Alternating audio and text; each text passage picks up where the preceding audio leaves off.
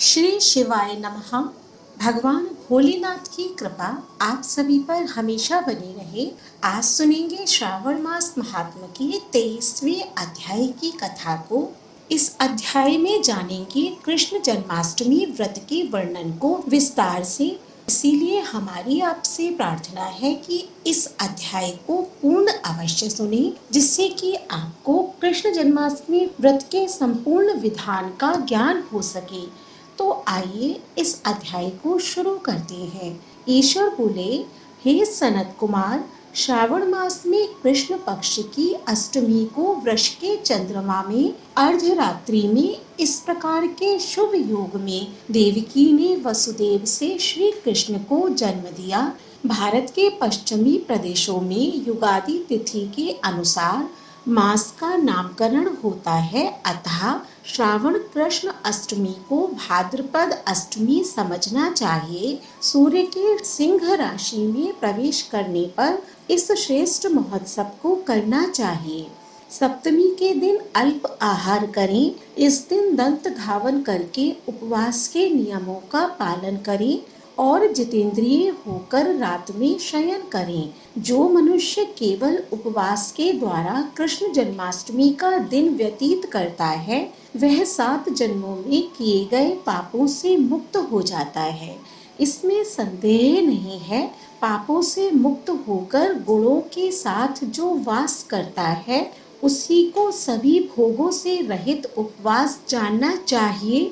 अष्टमी के दिन नदी आदि के निर्मल जल में तिलों से स्नान करके किसी उत्तम स्थान में देवकी का सुंदर सूतिका ग्रह बनाना चाहिए, जो अनेक वर्ण के वस्त्रों, कलशों, फलों, पुष्पों तथा दीपों से सुशोभित हो और चंदन तथा अगरू से सुवासित हो। उसमें हरिवंश पुराण के अनुसार गोकुल लीला की रचना करें और उसे बाजों की ध्वनियों तथा नृत्य गीत आदि मंगलों से सदा युक्त रखें। उस ग्रह के मध्य में षष्ठी देवी की प्रतिमा सहित सुवर्ण, चांदी, ताम्र, पीतल, मिट्टी, काष्ठ अथवा मणि की अनेक रंगों से लिखी हुई श्री कृष्ण की प्रतिमा स्थापित करें। वहां 8 शल्य वाले पलंग के ऊपर सभी शुभ लक्षणों से संपन्न प्रसूतावस्था वाली देवी की मूर्ति रखकर उन सबको एक मंच पर स्थापित करें और उस पर्यक में स्तनपान करते हुए सुप्त बाल रूप श्री कृष्ण को भी स्थापित करें। उस सूतिका ग्रह में एक स्थान पर कन्या को जन्म दी हुई यशोदा को भी कृष्ण के समीप लिखें। साथ ही साथ हाथ जोड़े हुए देवताओं, यक्षों, विद्याधरों तथा अन्य देव योनियों को भी लिखें और वहीं पर खड्ग तथा ढाल धारण करके खड़े हुए वासुदेव को भी लिखें। इस प्रकार कश्यप के रूप में अवतीर्ण वसुदेव जी, अदिति स्वरूपा देवकी, शेषनाग के अवतार बलराम, अदिति के ही अंश से प्रादुर्भूत यशोदा, दक्ष प्रजापति के अवतार नंद, ब्रह्मा के अवतार गर्गाचार्य, सभी अप्सराओं के रूप में प्रकट, गोपिका वृंद देवताओं के रूप में जन्म लेने वाले गोपगण, कालनेमी स्वरूप कंस, उस कंस के द्वारा ब्रज में भेजे गए वृषासुर, वत्सासुर, कुबल्यापीड, केशी आदि असुर, हाथ में शस्त्र लिए हुए दानव तथा यमुना दह में स्थित कालिया नाग, इन सबको वहां चिन्हित करना चाहिए। इस प्रकार पहले इन्हें बनाकर श्री कृष्ण ने जो कुछ भी लीलाएं की हैं, उन्हें भी अंकित करके भक्ति परायण होकर प्रयत्न पूर्वक 16 उपचारों से देवकी इस मंत्र के द्वारा उनकी पूजा करनी चाहिए। वेणु तथा वीणा की ध्वनि के द्वारा गान करते हुए प्रधान किन्नरों से निरंतर जिनकी स्तुति की जाती है, हाथों में भृंगारी, दर्पण, दुर्वा, दधी, कलश लिए हुए किन्नर जिनकी सेवा कर रहे हैं, जो शैया के ऊपर सुंदर आसन पर भली भांति विराजमान है, जो अत्यंत प्रसन्न मुखमंडल वाली है तथा पुत्र से शोभायमान है, वे देवताओं की माता तथा विजय सुत सुता देवी देवकी अपने पति वासुदेव सहित सुशोभित हो रही है। उसके बाद विधि जानने वाले मनुष्य को चाहिए कि आदि में प्रणव तथा अंत में नमः से युक्त करके अलग अलग सभी के नामों का उच्चारण करके सभी पापों से मुक्ति के लिए देवकी वासुदेव बलदेव नंद तथा यशोदा की पृथक पृथक पूजा करनी चाहिए। उसके बाद चंद्रमा के उदय होने पर श्री हरि का स्मरण करते हुए चंद्रमा को अर्घ्य प्रदान करें। इस प्रकार कहना चाहिए, हे क्षीर सागर से प्रादुर्भूत, हे अत्रि गोत्र में उत्पन्न आपको नमस्कार है। हे रोहिणी कांत, मेरे इस अर्घ्य को आप स्वीकार कीजिए। देवकी के साथ वासुदेव, नंद के साथ यशोदा, रोहिणी के साथ चंद्रमा और श्री कृष्ण के साथ बलराम की विधिवत पूजा करके मनुष्य कौन सी परम दुर्लभ वस्तु को नहीं प्राप्त कर सकता है। कृष्ण जन्माष्टमी का व्रत 1 करोड़ एकादशी व्रत के समान होता है। इस प्रकार उस रात पूजन करके प्रातः नवमी तिथि को भगवती का जन्म महोत्सव वैसे ही मनाना चाहिए जैसे श्री कृष्ण का हुआ था। उसके बाद भक्ति पूर्वक ब्राह्मणों को भोजन कराना चाहिए और उन्हें जो जो अभीष्ट हो गौ धन आदि प्रदान करना चाहिए।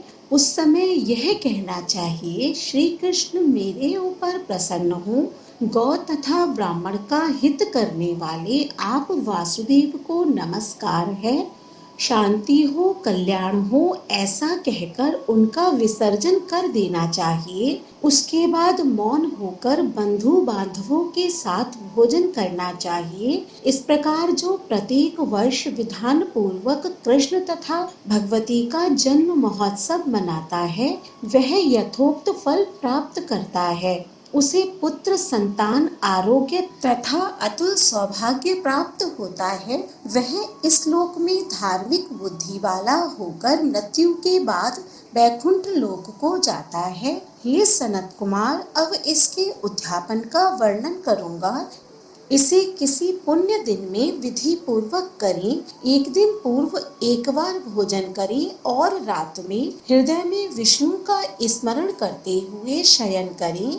उसके बाद प्रातः काल संध्या आदि कृत्य संपन्न करके ब्राह्मणों से स्वस्तिक वाचन कराएं और आचार्य का वर्ण करके ऋत्विजों की पूजा करें। इसके बाद वित्त शाठ्य से रहित होकर एक पल अथवा उसके आधे अथवा उसके भी आधे पल सुवर्ण की प्रतिमा बनवानी चाहिए और इसके बाद रचित मंडप में मंडल के भीतर ब्रह्मा आदि देवताओं की स्थापना करें। इसके बाद वहां तांबे अथवा मिट्टी का एक घट स्थापित करें और उसके ऊपर चांदी या बांस का एक पात्र रखें। उसमें गोविंद की प्रतिमा रखकर वस्त्र से आच्छादित करके व्यक्ति 16 उपचारों से वैदिक तथा तांत्रिक मंत्रों के द्वारा विधिवत पूजन करे। इसके बाद शंख में पुष्प फल चंदन तथा नारिकेल फल सहित शुद्ध जल लेकर पृथ्वी पर घुटने टेक कर यह कहते हुए देवकी सहित भगवान श्री कृष्ण को अर्घ्य प्रदान करें।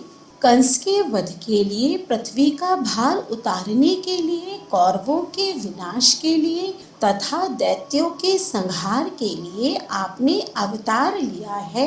हे हरे, मेरे द्वारा प्रदत्त इस अर्घ्य को आप देवकी सहित ग्रहण करें। इसके बाद बुद्धिमान को चाहिए कि चंद्रमा को पूर्वोक्त विधि से अर्घ्य प्रदान करें। पुनः भगवान से प्रार्थना करें, हे जगन्नाथ, हे देवकी पुत्र, हे प्रभु, हे वसुदेव पुत्र, हे अनंत, आपको नमस्कार है। भवसागर से मेरी रक्षा कीजिए। इस प्रकार देवेश्वर से प्रार्थना करके रात्रि में जागरण करना चाहिए। पुनः प्रातः काल शुद्ध जल में स्नान करके जनार्दन का पूजन खीर, तिल और घृत से मूल मंत्र के द्वारा भक्ति पूर्वक 108 आहुति देकर पुरुष सूक्त से हवन करें और पुनः इदम विष्णुर्वी चक्र में इस मंत्र से केवल घी की आहुति देनी चाहिए। पुनः पूर्णाह आहुति देकर तथा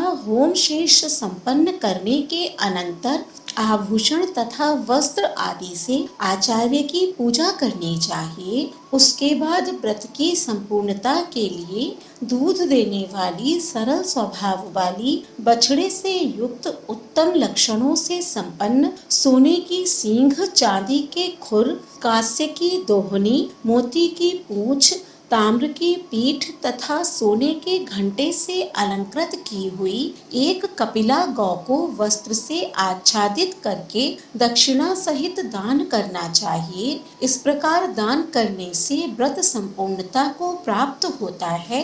कपिला गौ के अभाव में अन्य गौ भी दी जा सकती है।